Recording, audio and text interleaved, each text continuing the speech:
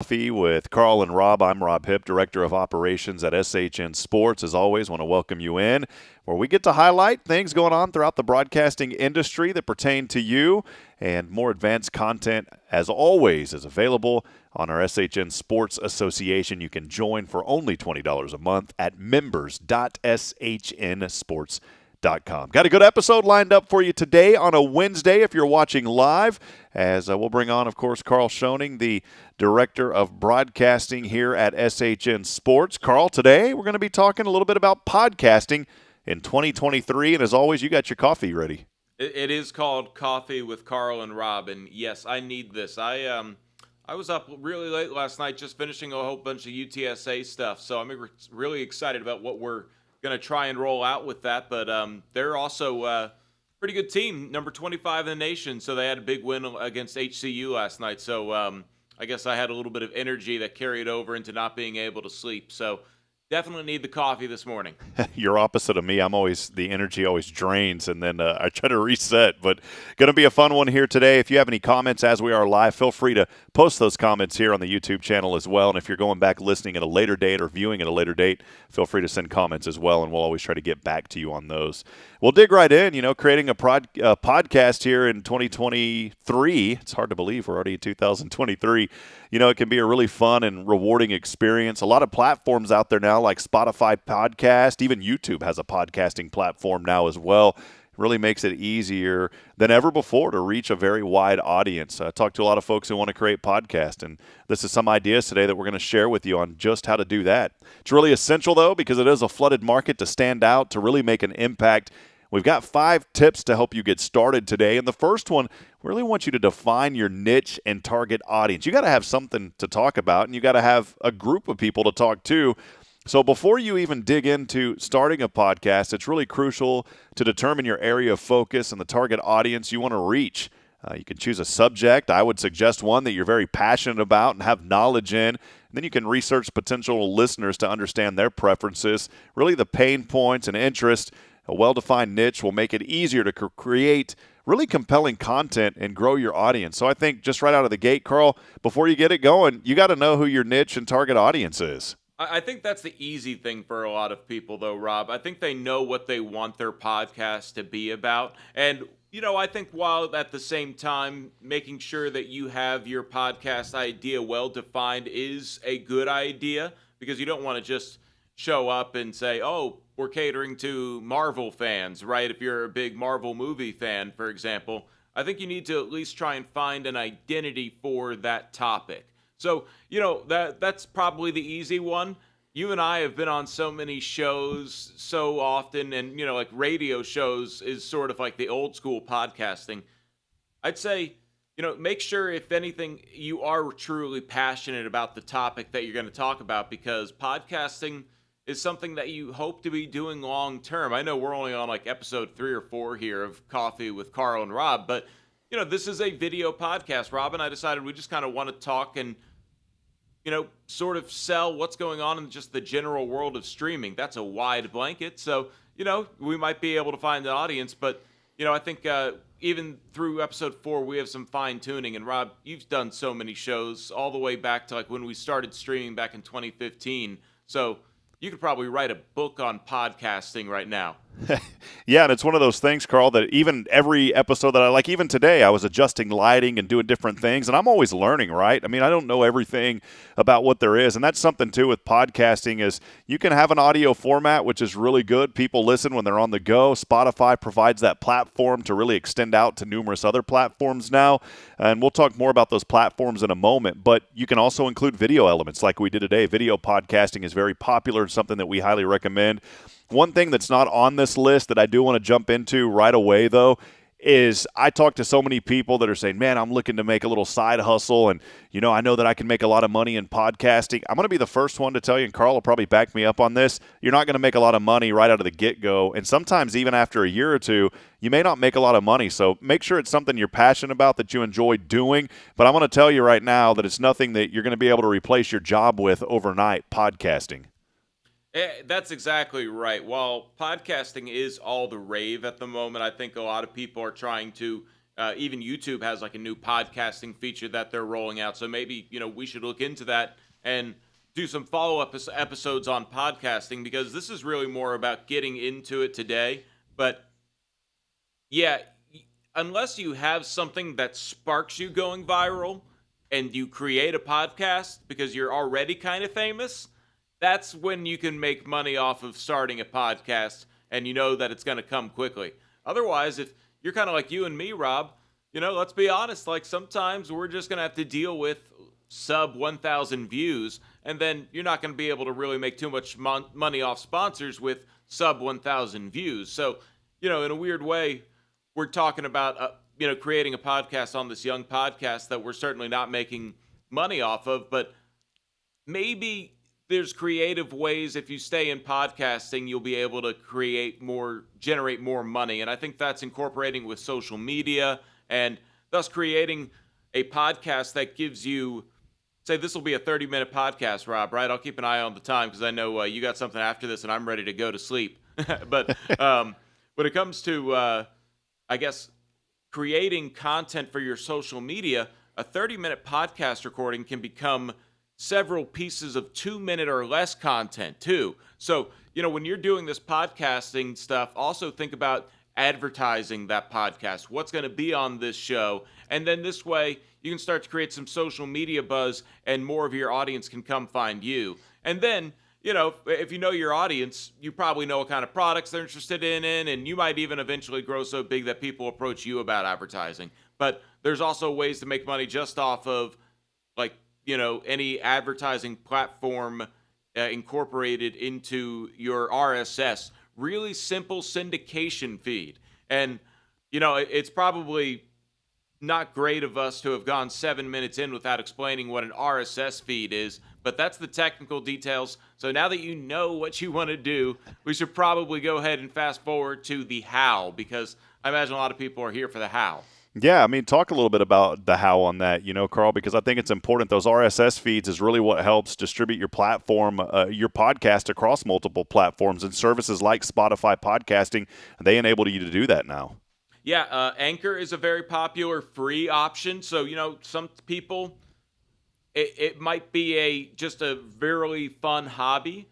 And thus, Anchor is something that offers you to store and send an RSS feed out, and you can still read some of their live, like, oh, hey, this podcast is brought to you by Anchor. And they'll give you, I'm not going to say anything worth writing home about, like a nickel every time somebody listens to it. But, that adds up.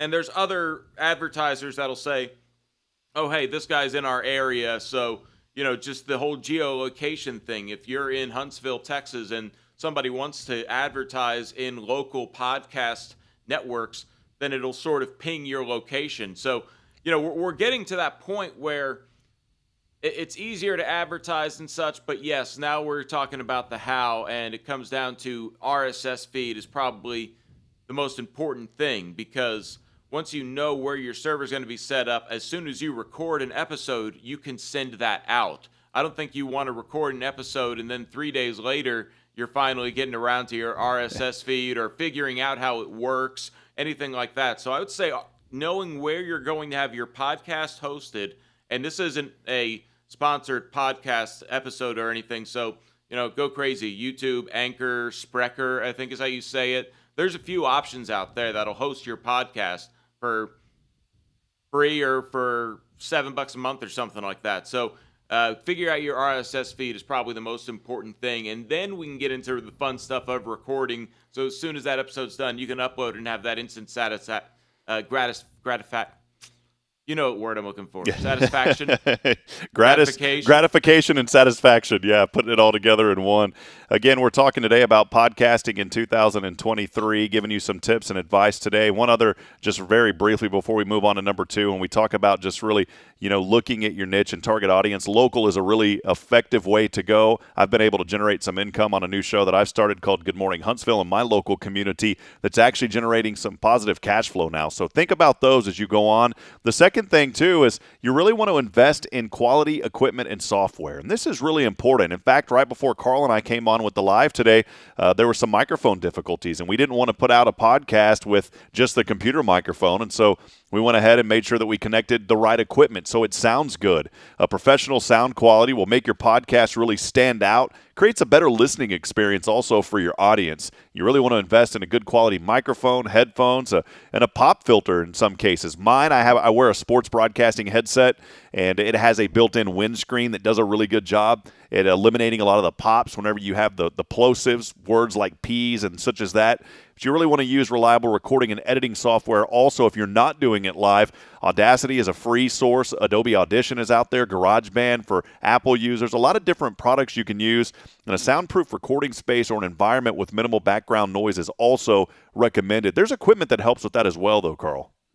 Yeah, and it's such a big topic of what gear do we really recommend. It kind of goes so crazy that I actually tell every beginner, don't invest in equipment. And I know that's counterintuitive to what number 2 is here, but if you have a phone, at least, you have a platform to record your video and audio right there with essentially the studio we carry around in our pocket, right?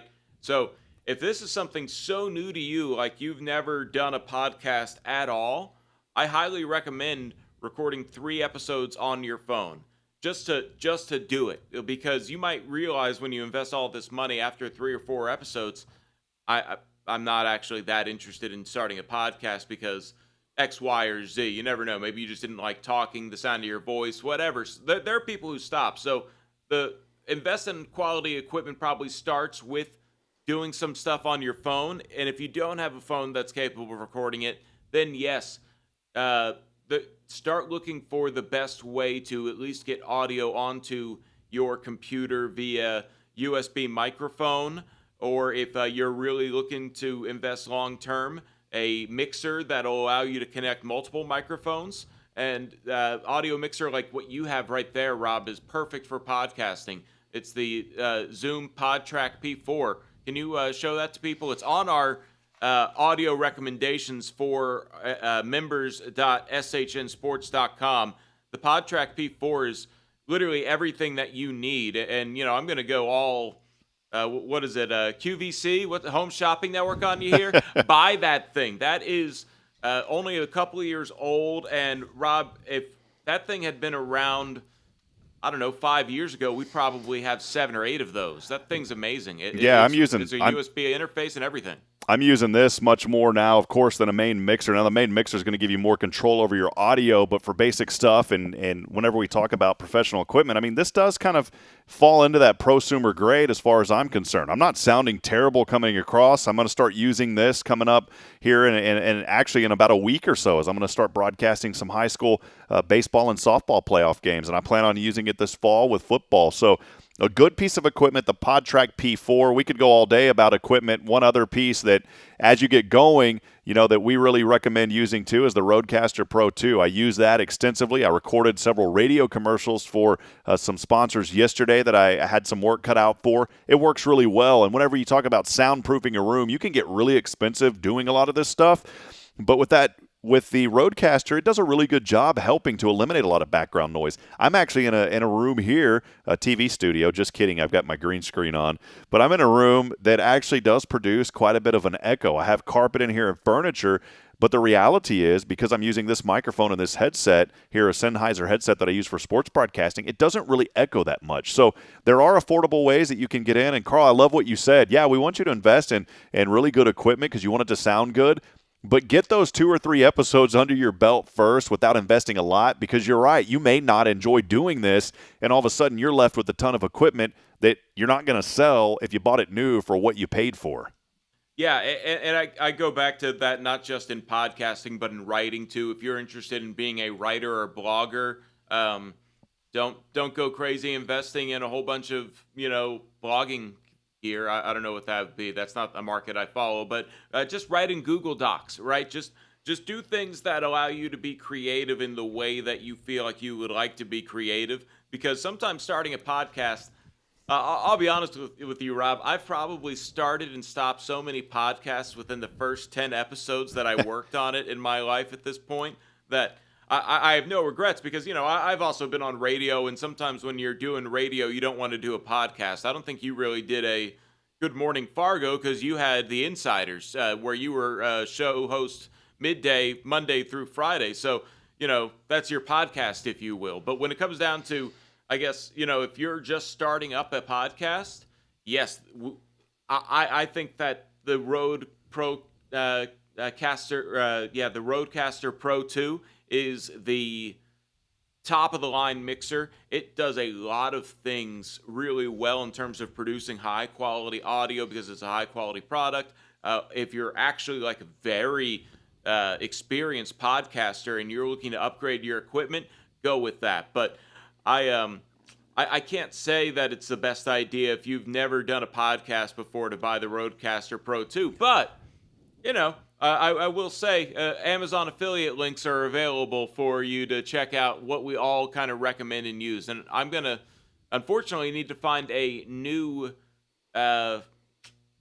microphone that connects via USB soon. So, NAB just came up. Rob, I don't know if you were keeping up with any of the NAB stuff that dropped, but Rode is coming out with that new pod mic that's XLR and USB with a live output via 3.5 millimeters. So that's going to be something that I'm probably going to look into investing in just so I have that very simple plug in via USB setup. But then those analog to digital mixers like that Pod Track and the Rodecaster, those are also very good. So, really do your research and find something that fits into your budget. I just wouldn't, I wouldn't feel right, Rob, if somebody bought a Rodecaster Pro 2 and then stopped podcasting a week later. You know what I mean? Like, Oh, yeah. Yeah. It happens to me. I buy equipment, seems like all the time, and then I'm like, I don't really need that. And you can never sell it for the same price you bought it for, so keep that in mind. And I will say this, gear acquisition syndrome, otherwise known as GAS, is real. A lot of people have it. Love it. Again, Karl Schoening here, our director of broadcasting on SHN Sports. I'm Rob Hipp, director of operations with SHN. Want to encourage you, by the way, to join the SHN Sports Association. It's only $20 a month, and we'll help you really improve your broadcasting and live streaming skills. Members.shnsports.com. Today we are talking about podcasting in 2023. As we continue on, we've talked about defining your niche and target audience, investing in quality equipment and software. Now, the next one is very important as well. You can't go on unless you plan and structure your episodes. You really need to have a game plan in place. Anytime that you're doing a podcast, you don't want to just go on the air and kind of free flow it. Really, to keep your listeners engaged, you need to plan your episodes with a clear structure and outline. When you come on, every time I do my morning show, Good Morning Huntsville, I come on, I introduce our guest, but then right away I kind of say, hey, here's what the show is going to be like today. Very excited to bring in our guest here today. We're going to mention about the events going on in the community. I kind of have those teasers, if you will, to get people engaged. So you really want to have an engaging introduction, providing valuable content, really in that main segment to keep people tuned in. And then really include something as a conclusion with a call to action, asking listeners to subscribe or rate or share your podcast. Script your episodes to avoid rambling as well, but remember to maintain a conversational tone. And what I mean by rambling and conversational tone is you don't want to act like you're reading a piece of paper. In fact, these steps that I'm going over with you right now, guess what? They're scripted, but I'm trying to make it sound like it's coming off the top of my head. It flows right into this, Karl.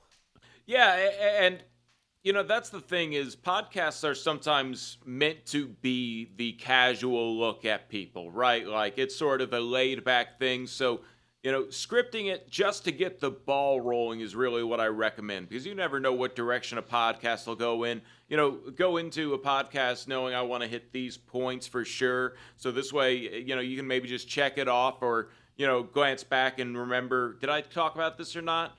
And if not, I want to say this, just sort of have some things ready to go. So if a conversation ever stalls, then you kind of know what your next topic is. And then podcasts, just wrap it up whenever. Podcasts can be anywhere from 5 minutes to an hour and a half. I think Joe Rogan does some like 3-hour podcasts or something like that. I'm not 100% sure. I just know that he's one of the biggest guys and people consume his content. So he'll just sort of say, yeah, let's just have a 3-hour session in the podcast studio. And that's something that you cannot script that well 3 hours. But so Nor don't. would I want to. Yeah. That'd be a book, 20 chapter book. Yeah, so just to kind of wrap it up, it's one of those things, Rob, where, yeah, have some things that you want to hit, but don't live by the script. And we're sort of living by the script on this episode, obviously, because we're trying to hit some main points that we want to get to. But none of that after is scripted. You and I are just kind of riffing off the top of the head, talking back and forth about some of these things. Yeah, it's ideas, and that's what a whole script is about. It's just generally outlining, and I told you I was going off a script. Yeah, we just have an outline, but there's ideas that we're bringing forth. Why? Because it's the knowledge that we have in the industry. So that's why it's important to do something that you're knowledgeable in is also.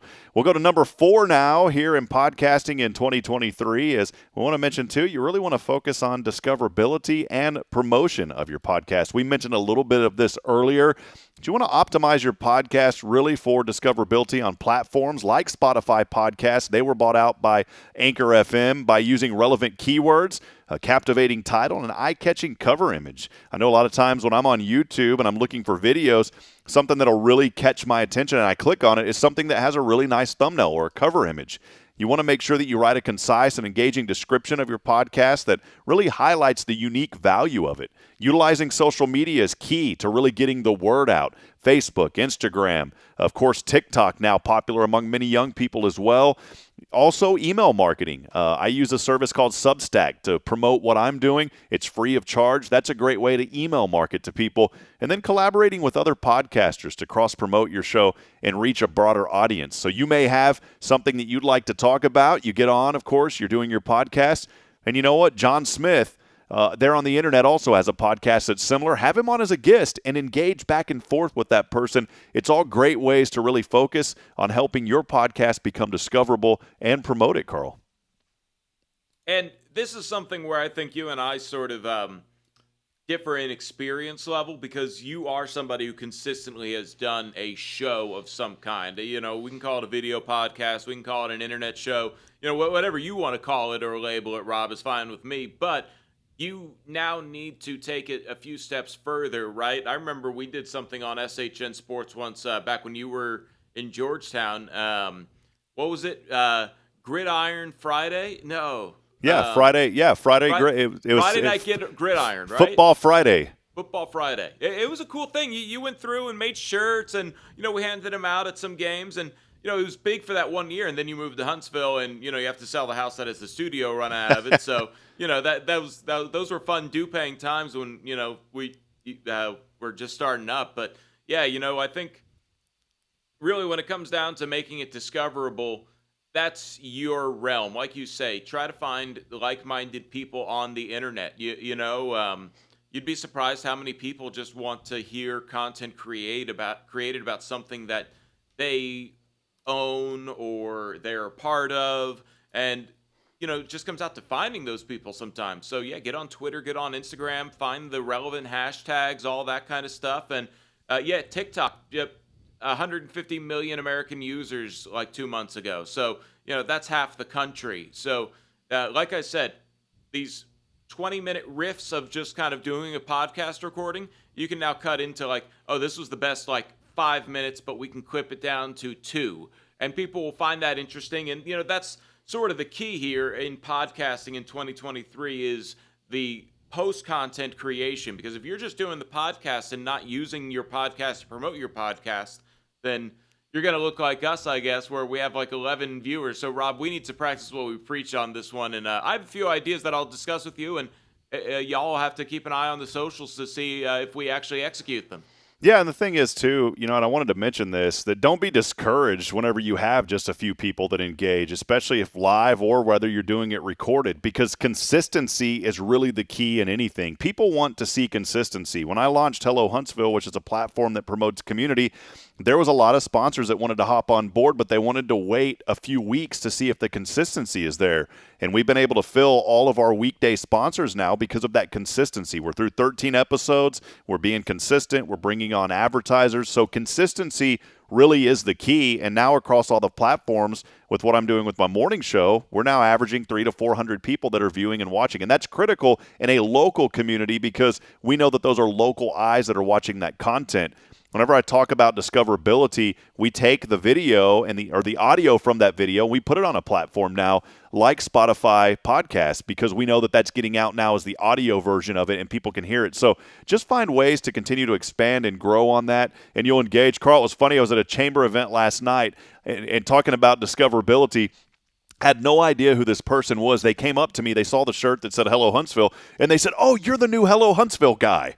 So the discoverability is already happening in the community. I guess that's my new nickname now is Hello Huntsville guy. Yeah. You do a really good job of reaching out and connecting with the community, Rob. More so than I would say 99% of people I've ever met. So that's really great. And you found your niche, and we talked about that in step one, right? Find what you want to talk about. You do a great job of having more or less a general topics show that really highlights the community, and that's amazing what you have put together there. But yeah, I think when it comes down to just getting word of mouth out to your group, however that is, and something that you can probably do if you haven't already put it in the books is just start getting these local Sam Houston State athletes to come on, coaches, and then you tap into that market. And then, some people stick around, and some people only show up when you talk Sam Houston or, anything else that's going on in your community. And I think that that's great that you sort of offer this very community-driven show. And that's pretty difficult, to be honest with you. So I don't know if I necessarily recommend that, but you do a great job with it. You've pulled that off in a couple markets now. Yeah, it's just whatever you're comfortable doing. Again, your passion. Find what you're passionate about. I always tell people, pursue your passion, not an unknown future. So if you got an idea for a podcast that you're passionate about, do it. Pursue that.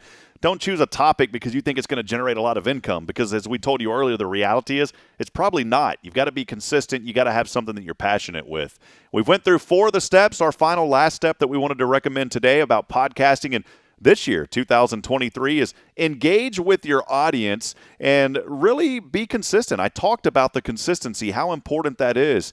So whenever you're engaging with the audience and being consistent, you really want to foster a community around your podcast. That's essential for growth and sustainability. Engaging with your listeners through social media, emails. I talked about that earlier, using services like Substack, and then also a website. I think it's good to kind of tie all that together. You really want to encourage feedback as well. Respond to comments when people have feedback and address their questions or suggestions in future episodes. You want to maintain that consistent release schedule to keep your audience engaged and to help establish your podcast as a reliable source of content. You want to build trust in that community. You do that through consistency. Karl and I, we try to bring you this episode every single Wednesday around 9:30 or so. So folks know on Wednesday that the live version of this is going to be put out at 9:30. And again, consistency is going to build this up, just like our YouTube channel on SHN that you're watching this on right now. I mean, we grew that thing from, 2 or 3 people. I still remember when we were trying to get 1,000 subscribers, and we're at 8,000 subscribers now. Not a huge number, but I would say it's more than probably 90% of YouTube channels out there that are there today. So be consistent, and that will really help grow your audience. Yeah, and I think we really found a niche there, Rob, with live sports broadcasting, because that's something that is a consistent need and very easy. You just kind of say, hey, they're playing Tuesday at 7 here at this gym, and you show up, and that's great consistent content. I think you and I can sort of say, or at least I can say, that it's not a big deal to me that I've never really been consistent on a podcast, because I've been consistent on my live play-by-play and on-air commentary, which is I think more important to me than being a talking head, because I have a lot of opinions on a lot of things, but I don't want to share them all, because sometimes, as you guys probably have noticed, I don't really shut up. And, it's just one of those things where I'd rather not end up rambling on. Geez, Rob, you know how amazing it is that we've gone through 4 episodes and I probably haven't went on a camera rant yet.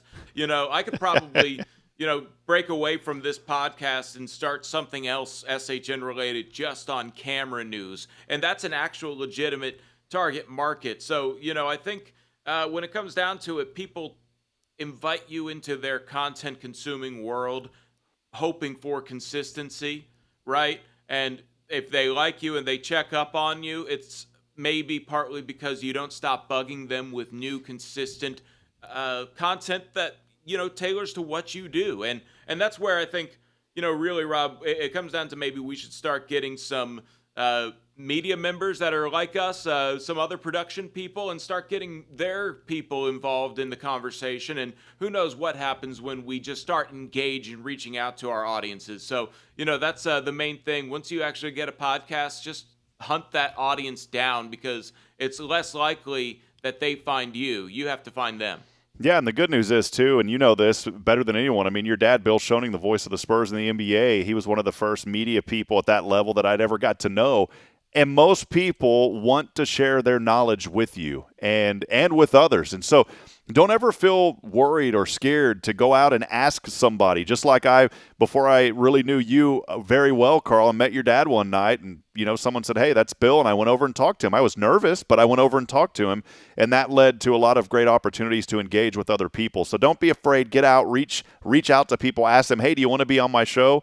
Somebody was talking the other day about getting Bob Costas on their show, and you know how he got him? He just reached out and asked him, and he said, "I would gladly do it." He goes, "I've only got 30 minutes. Bob ended up giving him over an hour. So you never know what's going to happen.